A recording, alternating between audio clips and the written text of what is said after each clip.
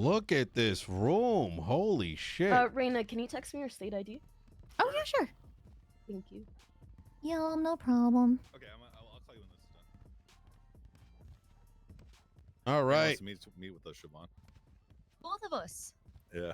Oh, great. I'm gonna need you on your A game. Okay, I think I texted it to you. Yeah, I will. How does 600 bucks sound? Is that okay? Oh, yeah, that's totally fine. Have a seat, Nino, or Stan. Actually, these chairs are Raina. kind of pushed in pretty far. Yeah. Thank you. Yeah, what do you It's on the desk. There Fuck we it. go. It should be unlocked. Oh, is it unlocked? Okay. That was locked. Don't be aggro. Oh, Max, throw me the keys. Throw me the Raina. keys. Thank you. Did you get paid? I'm gonna pay her. Gina's gonna pay me. Okay.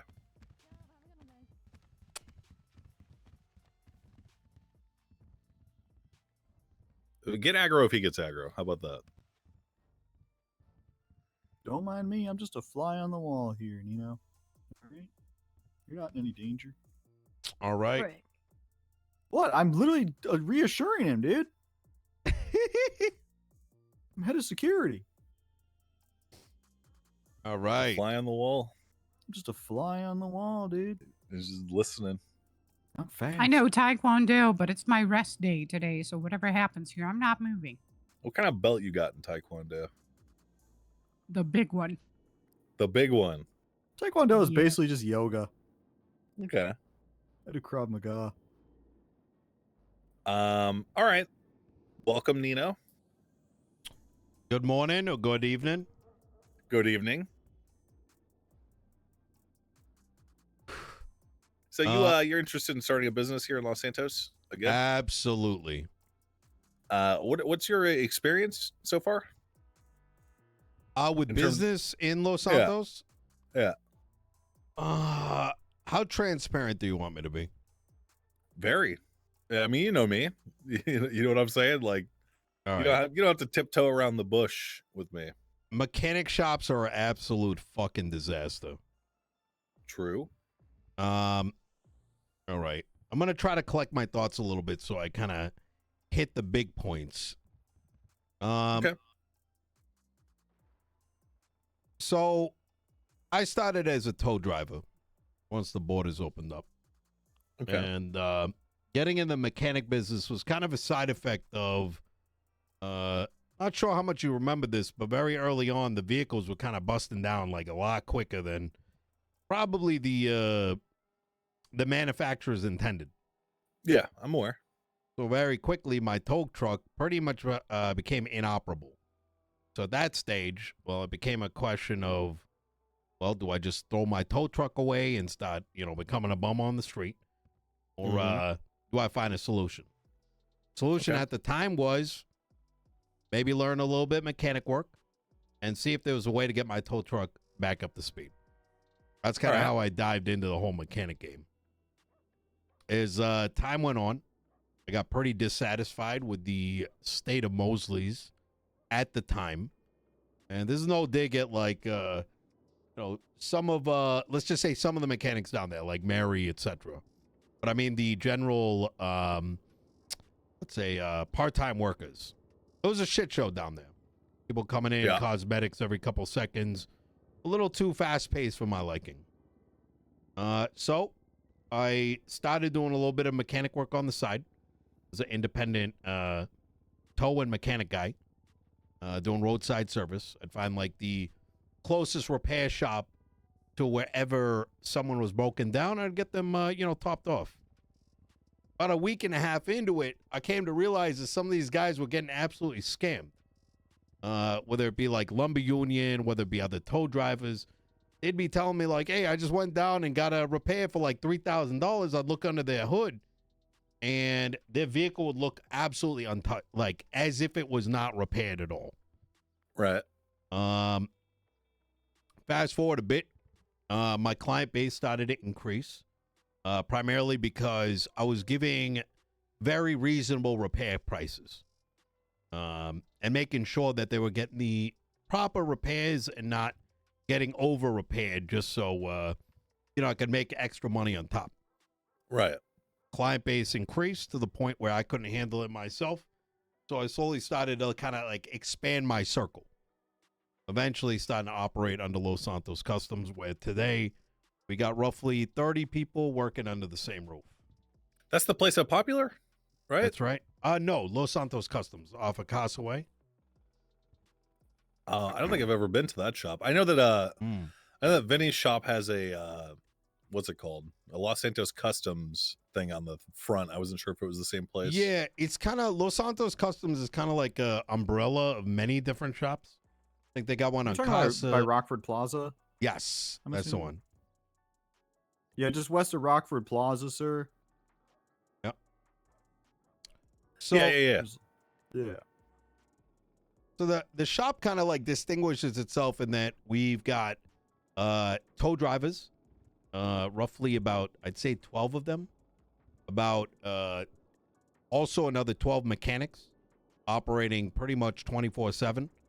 Last couple days have been a little spotty as I've been on vacation, and that sort of plays a little bit of a role in terms of how much people are going to be around. What's the name of your operation right now? Because right now we don't want people claiming that they're a business, obviously.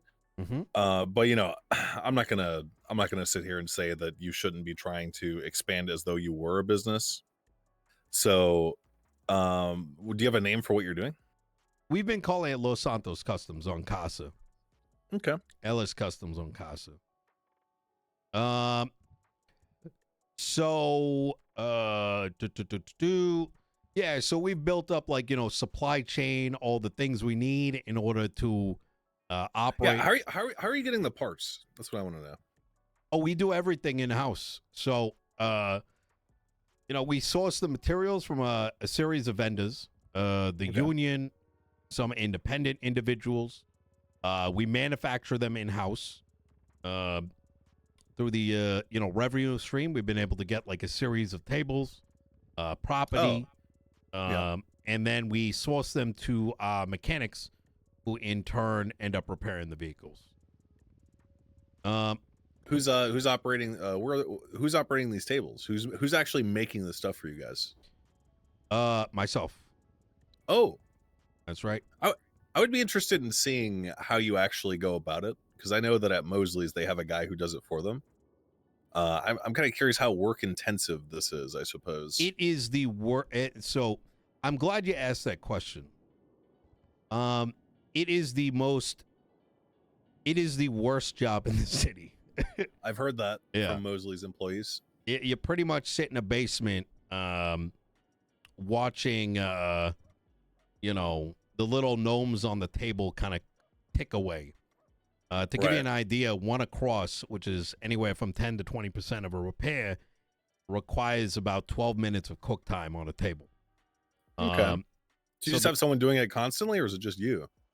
Well, so we've found ways around it. So like I believe very much in, so the way that we manage it is I create enough of a surplus of materials and pots where my guys are always got parts on hand.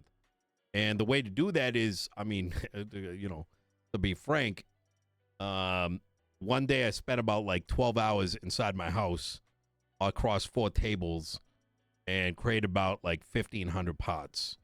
You own a house? Yes. It's a requirement. Oh. Yeah. Is that something you purchased by yourself?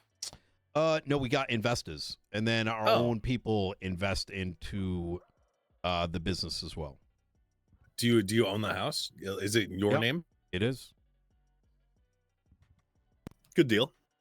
So we got a roughly, I would say, so looking at our sheets, it required roughly $350,000 in capital simply to operate the independent business. Roughly $150,000 of that came from private investors, and the rest came from myself and about 3 other investors that are very close to the company. Before, because the purview of business approval kind of falls to the mayor's office. That's how it was written into law. There's no council oversight. So you're looking at the czar of business right now, I suppose you could say. Would you be comfortable disclosing the names of the people who have invested in your company?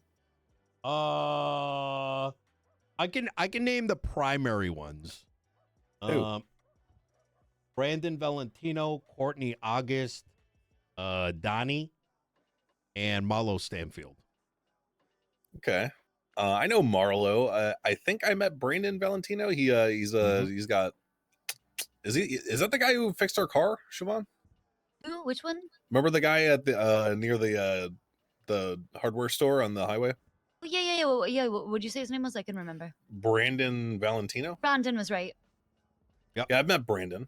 Yeah, does a lot of work next Tsunami. And I know Marlo. He used to run a loan company, I think. He did. I heard that didn't go very well for him. It did not. Yeah. Yeah, a lot of people in the there's one more. I forgot one of our big ones. It is a bench guru. How do you spell that? BENCHGUY. Well, that's bench guy. Well, it's bench gui. It's like French apparently. Oh, okay. Really? I'm not familiar with this guy. He's used to be the #1 Group 6 driver. You say Whoop? Yeah, Group 6. Oh, okay. I think it's like the French accent kind of, might have crossed over to the second word I said. Why do you feel, because I've had a lot of people come to me with their mechanic shops idea, and I will say that the amount of insight that you've given me is more that they've given me. That said, why, if this job is so terrible, why are you so keen on doing it?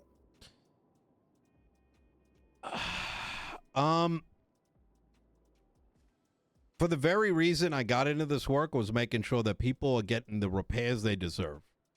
But there's a second reason to it. The people that make up Los Santos Customs, they truly are mechanics, not because of the pay that's coming in, because it's complete dog shit, but because they... Hold on, before you go on. You know, Brandon, when he came to fix our car on the side of the road, this motherfucker had me pop the hood.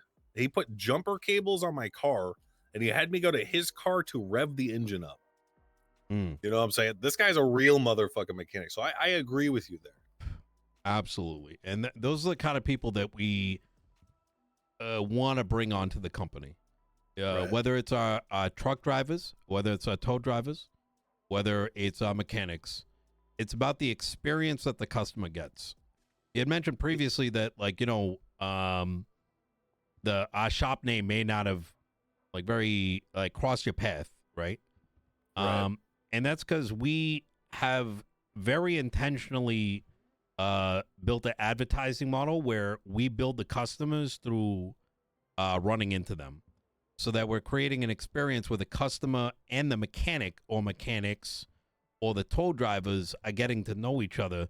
So our entire revenue stream is based on like returning customers, as opposed to getting everyone in the city. Like, so it's less factory based and more giving you that kind of that mom and pop experience.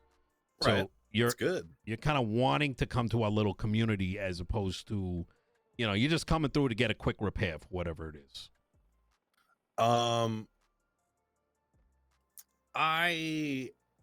So I've never actually physically. Has anyone here been to LS Customs? Yeah, I did once. Yeah, I did glue there before. You did Oh. glue? Yeah, they got cheap glue there. Are you huffing glue, Nancy? What the fuck? I thought this was established. The glue is legal. Yeah, it is, but like it fucking melts your brain cells. It's a solvent. The fucking Listen, the only thing I lost so far was my hair.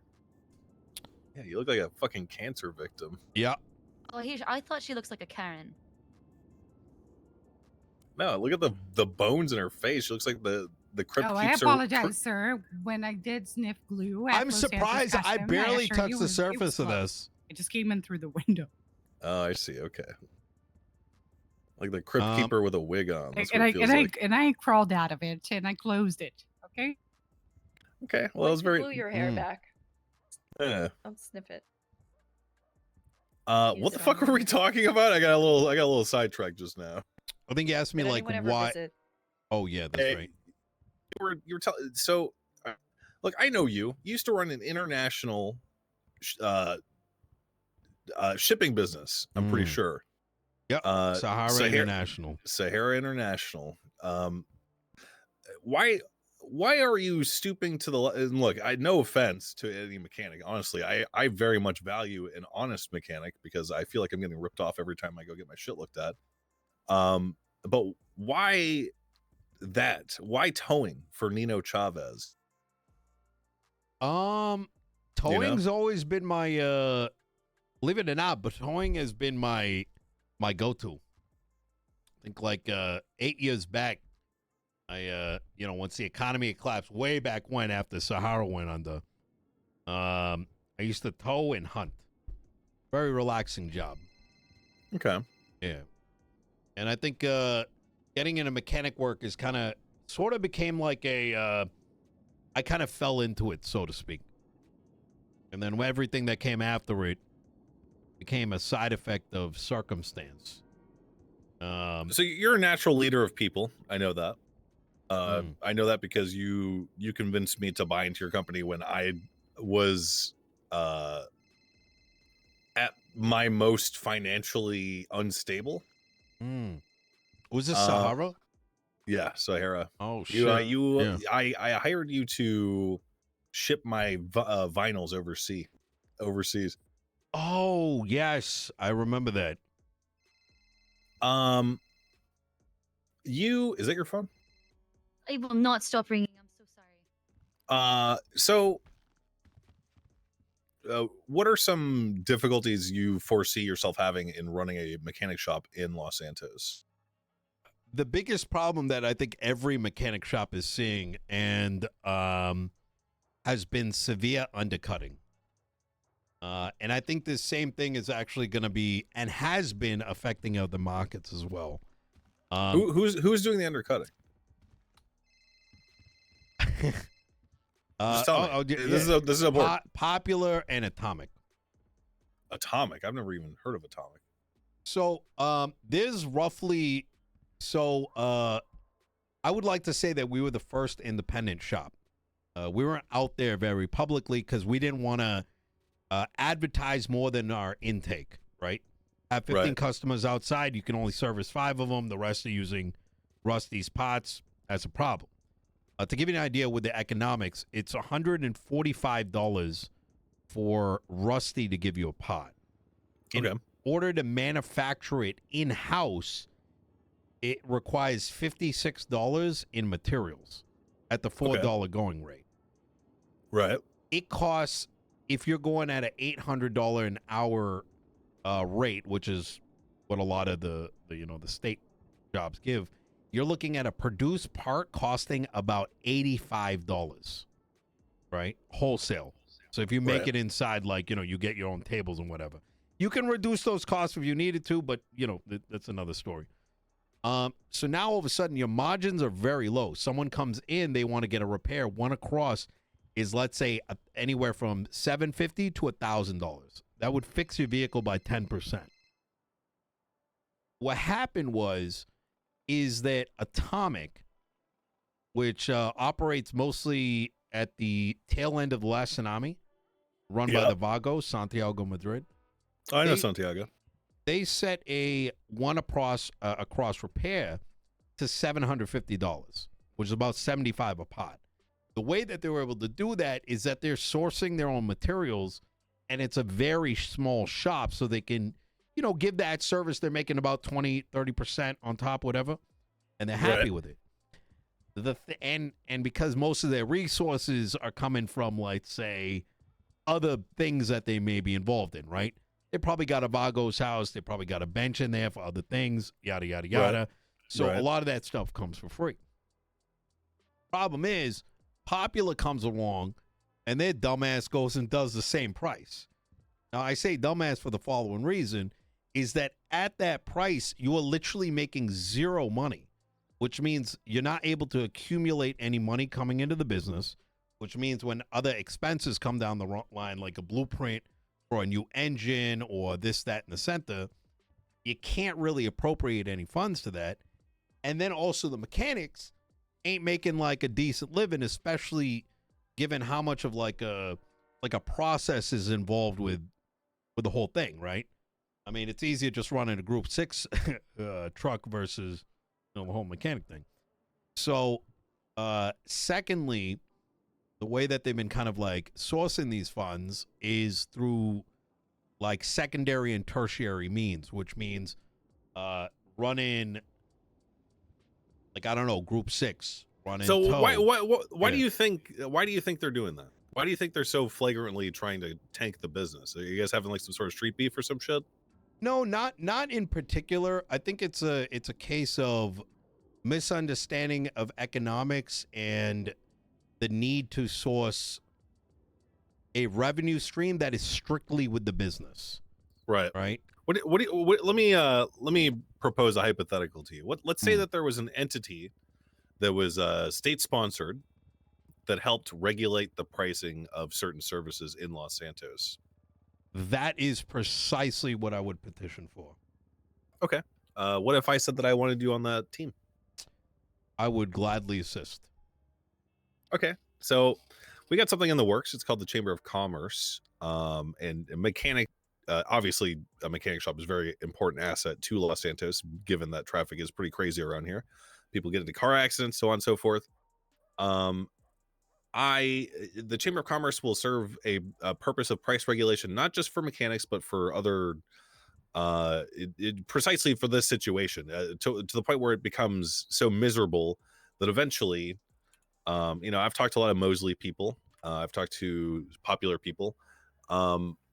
They do it for the love right now, and then eventually that love is going to run out, and then we don't have anyone fixing our cars. And we can't get around. You know what I'm saying? So, on one hand, my inner American is saying, Max, I don't know if you should regulate prices like that. That seems kind of anti-capitalist, so on and so forth. On the same hand, when with the borders open now, there are so many opportunities to make an honest living in Los Santos that if I don't want anyone making a joke. Dude, of what Nino I and see Max are on the as same fucking essentially what is wavelength on this. essentially an essential service. So is someone doing it as a hobby to fuck over the we agree is what I'm trying to say. And I plan on approving a few mechanic shops. I'm interested first and foremost in having one up in Polito. Yep. And then probably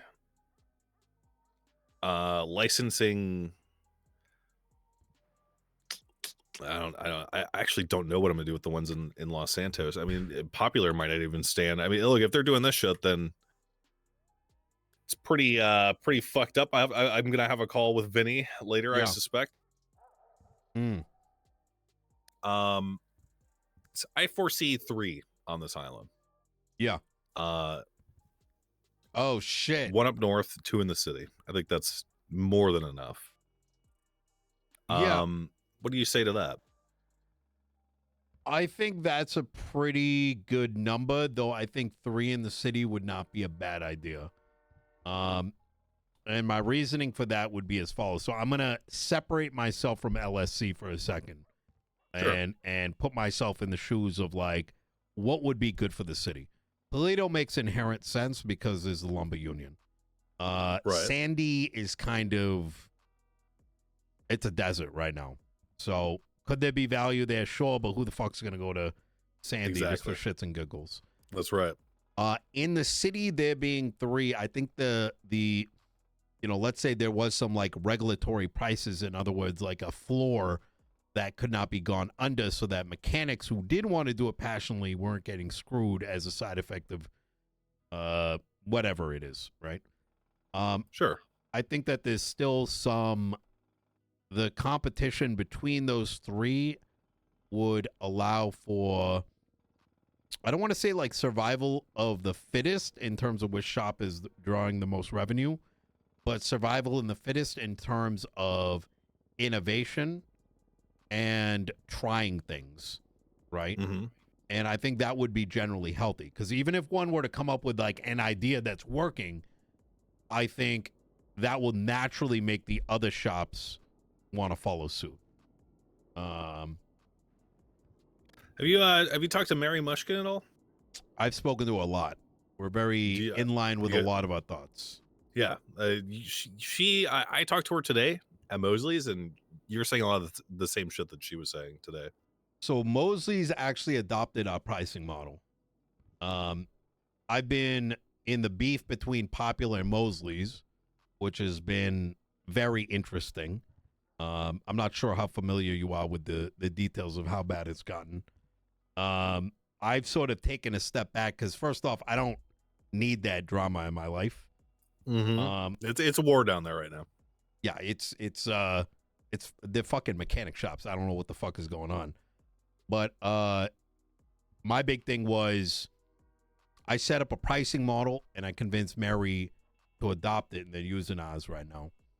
And our general take has been, we're just going to keep on going until business licenses get approved and things get set in stone. Because quite frankly, some of these things, prior to that things change every week, right? So why bother too much? Mm-hmm. What's your who do you think, if you were me, okay, who would you choose to, because I'm sure you're well aware of the mechanics world, who would you choose to operate these businesses, these mechanic shops? And you can say you, obviously.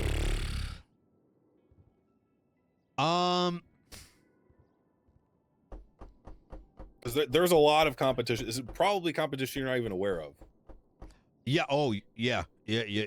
You're probably right about that. I mean, there was 15 I counted at one point. Mm-hmm. That's a challenging one. I don't think Mosley's should be owned by anybody. Agreed on that. I think that should be kind of the baseline, because people need to get jobs. Like, you know what I mean? Right. Practice, training. The second would be, I would treat the mechanic shop sort of like a medallion, if I'm going to be honest, like a taxi medallion. Because part of my fear is, because I see this with myself too, like, I go run the shop. What am I going to run it for the next 2 years? Then who next? Right? And I would probably pass around that medallion in some sort of way. And I say that like even for myself. What about like Brandon, for example? Could you see him running a mechanic shop? Not so much him, but I would see Walker or Donnie, possibly. What's Donnie's last name? Shit, I just call him Donnie. Fuck. Donnie Jones. Donnie Jones. So, we got Mary Mushkin, Nino Chavez, Donnie Jones, Vinny Pistone. We got a lot of names. Let's say we use my model of 2 in the city, 1 up north. I'm counting Mosley's as one of those. So I guess 1 in the city, 1 up north. Oh shit! Would you advocate for yourself? 100%. I think we're the only shop that's doing it right. All right. Well, do you have any questions for me? Honestly, honestly, you tackled the biggest one, which for me, which was the regulatory situation. Right. The Chamber of Commerce regulation. Yep. Yeah. I would somewhat advocate there being value in. See, this is kind of a tough one, right? Value in there being, even if 2 shops get established, I think there's going to be a lot of entrepreneurs out there that we haven't seen yet. People that haven't gotten the opportunity to get their hands dirty in the mechanic world. And let's say some shops did come up, that some of these new guys get an opportunity to kind of like try to run a place for a short period of time. You know, kind of like incubators. And Right. I would advocate that for other business areas as well. So, did you operate a business before the collapse at all? I did not. It would have been a long, long time ago then. Yeah, I had some. I assisted with Rooster's Rest as a financial consultant. I assisted in. I was kind of like a consultant, so to speak. Okay. Penny Farthing here was CEO of Roosters, right? Yep. Penny, That is correct. Yeah, it was. Yep. did you work with Nino? Actually, that was before my time. Oh, By the time I became CEO, I believe Mr. Nino left that position. If I was correct. I think you're right. Remember correctly. Yep. Mm-hmm. okay. So I don't have the proper pipeline for businesses to be approved yet. Right now, I'm kind of vetting the top of the class, I suppose you could say, because these foundational businesses are going to be the most important ones and probably the most money making ones. Going forward, even years from now, it's a huge opportunity. And the people who are chosen by the mayor's office to embark on this journey are going to make a lot of money.